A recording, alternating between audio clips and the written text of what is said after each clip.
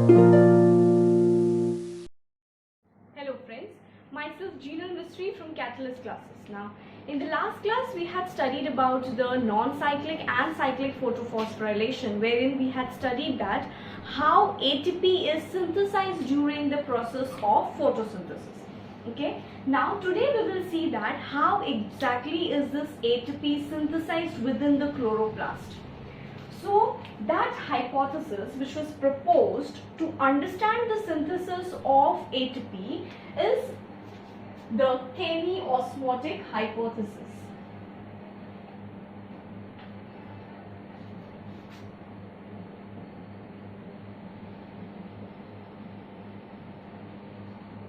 Now, basically these hypothesis makes understand that how the chemical gradient is being developed in a chloroplast, and as a result of that chemical gradient which is formed, ATP synthesis takes place. Now, going back to the earlier, we have studied that there are two types of photoreaction centers, PS2 and PS1. PS2 is the one which absorbs the light of 680 nanometer and PS1 absorbs light of 700 nanometer. Right? Non-cyclic photophosphorylation has both PS2 and PS1, whereas cyclic photophosphorylation has only PS1 system involved. These non-cyclic photophosphorylation process, as I told you, it takes place in the membrane of the thylakoid, right? Whereas the cyclic photophosphorylation takes place in the stromal lamellae. There are specific centers where these reaction centers will be present. So let us try and understand how exactly ATP is being synthesized. So if this is the membrane of the thylakoid.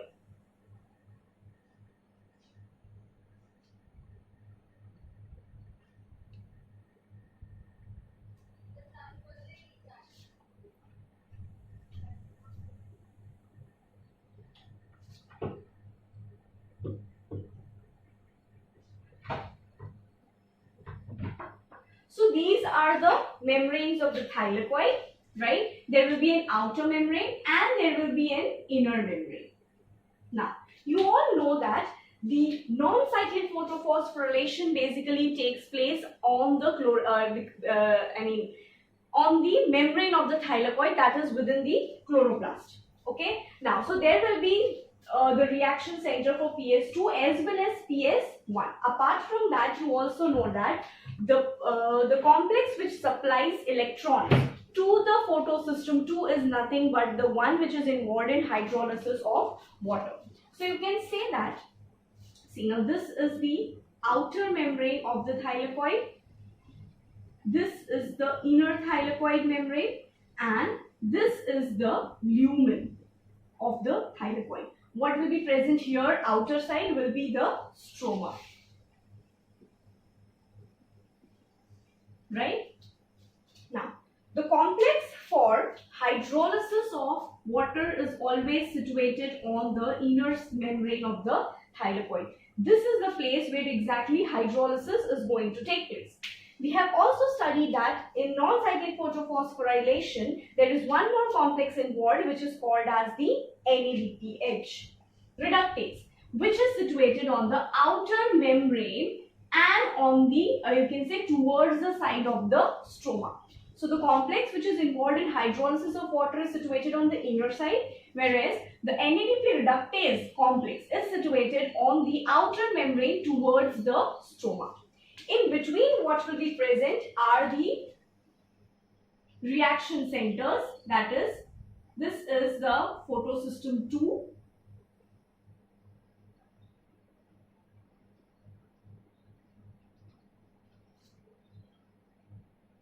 Then there will be the reaction center for photosystem 1, right? So now what happens is, wherever there will be light,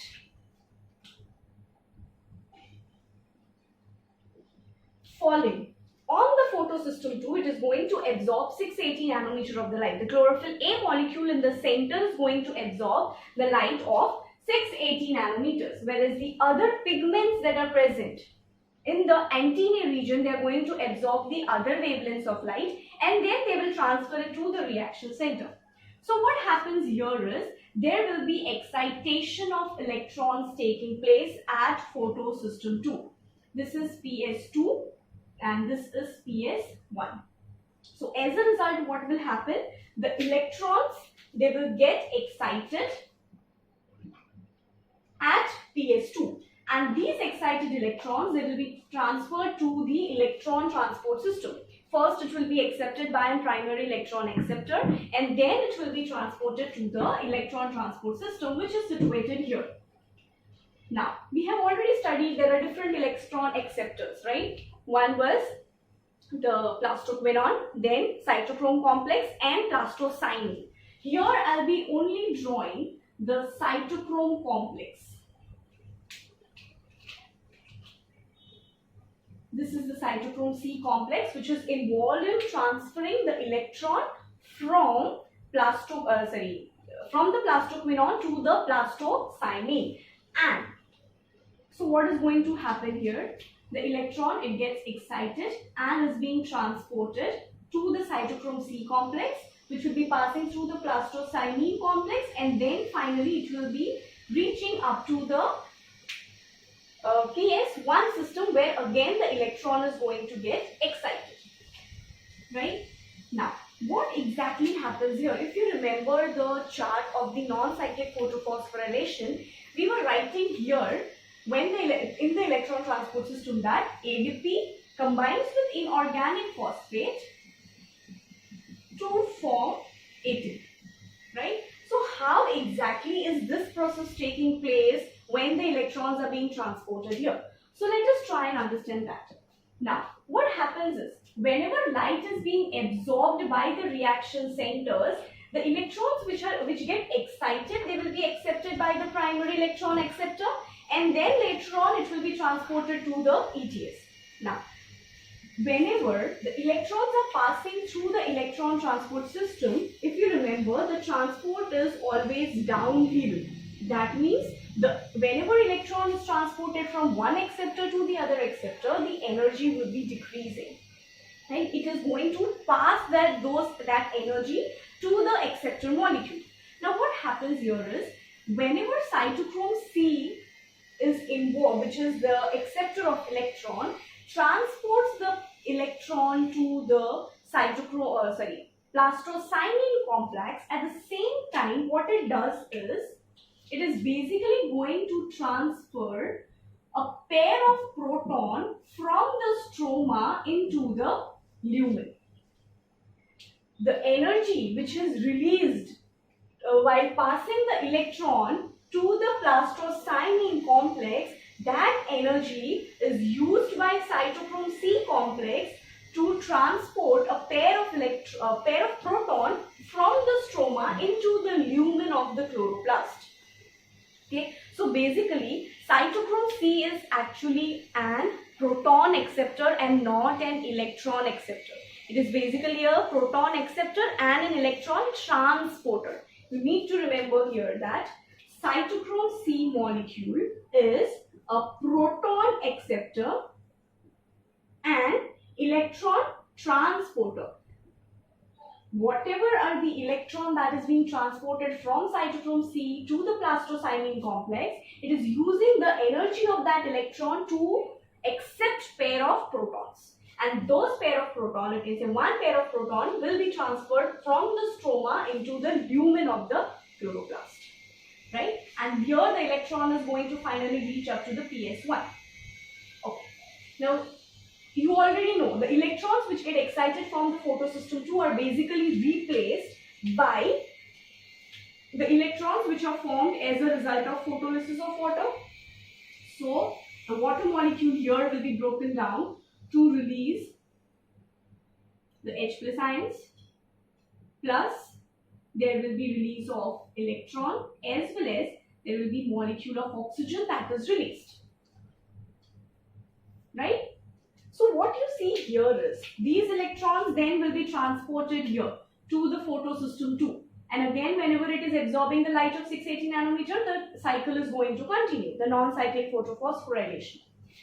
What you see here is, as a result of the transfer of electron from the cytochrome C to the plastocyanine complex, H plus molecule from the outer side, that is the stroma, is coming into the lumen, as well as because of hydrolysis of water molecule also H plus is being released into the lumen. So what happens here in the lumen is that there is increased concentration, more amount of hydrogen ions, whereas there will be less amount of H plus on the outer side, that is on the stroma.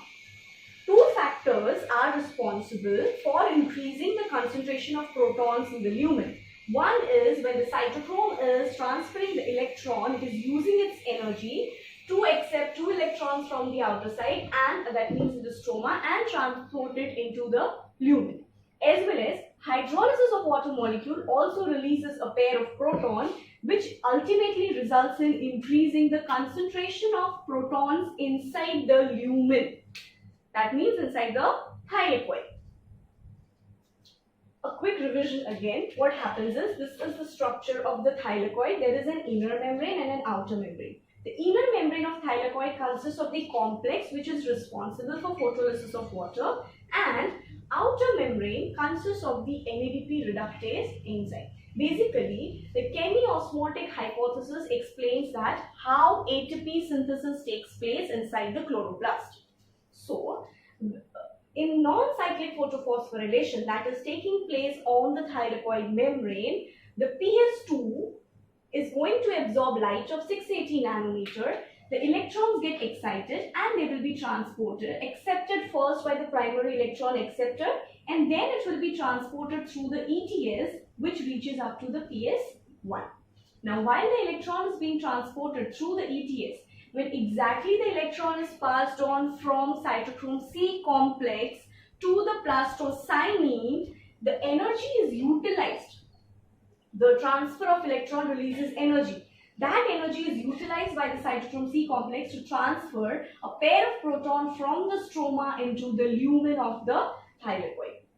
And the electrons which get excited at PS2 are to be replaced, which is actually replaced by splitting of the water molecule inside the lumen.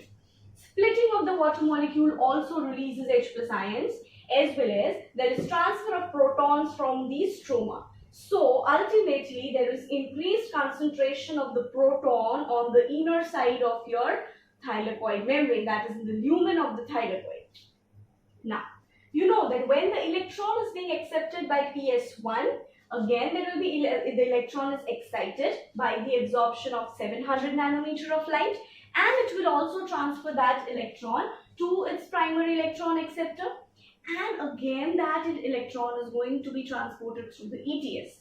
While it is doing so, what happens is there will be NADP reductase complex, which is going to reduce NADP and form NADPH2, right?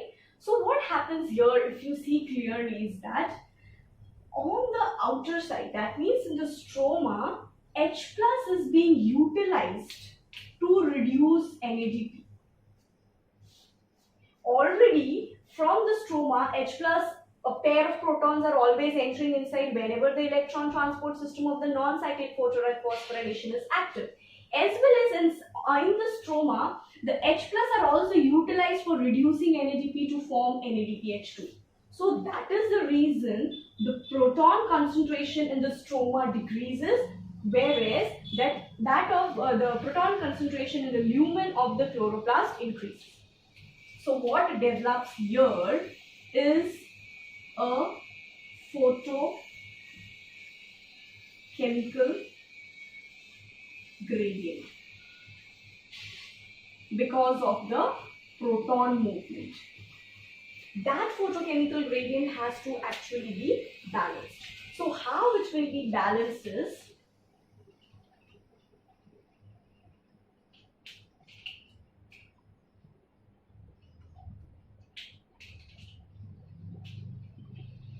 this is the lumen.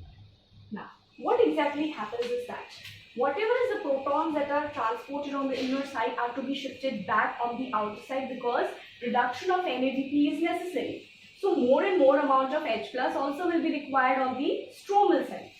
So these pair of protons are basically transported through a complex which is called as ATP synthase.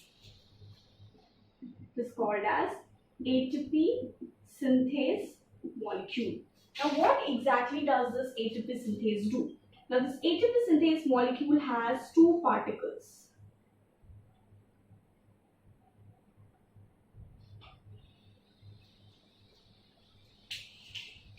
One of these particles in its structure is situated, or you can say it is a transmembrane protein which is situated in the membrane of the thylakoid.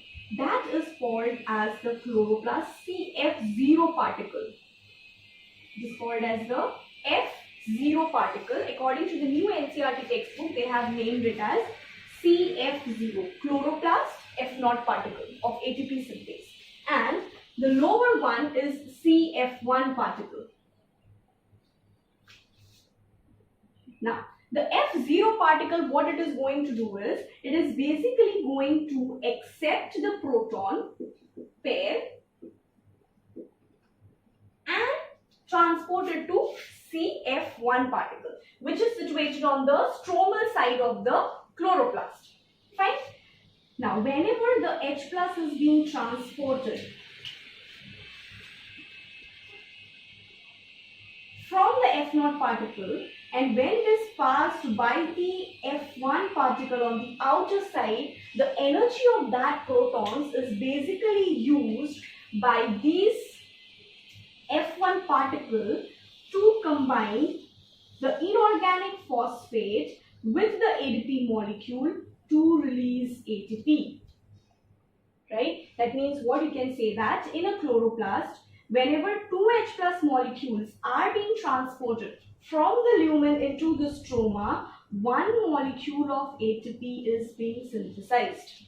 And who is responsible for the synthesis of ATP? F1 particle of ATP synthase. Okay, so you can write here that the F1 particle is the one which you can say converts ADP to ATP. And how does that take place? Whenever H plus is being, a pair of proton is being transported by F1, ADP combines with the inorganic phosphate to form ATP. Okay, so again, now this H plus which is transported here through the F1 particle then can further be used here for reduction of energy. So this is how ATP synthesis takes place in the non-cyclic photophosphorylation, the one which is situated on the thylakoid membrane. We had discussed in the earlier class that PS1 is the one situated on the stromal lamellae.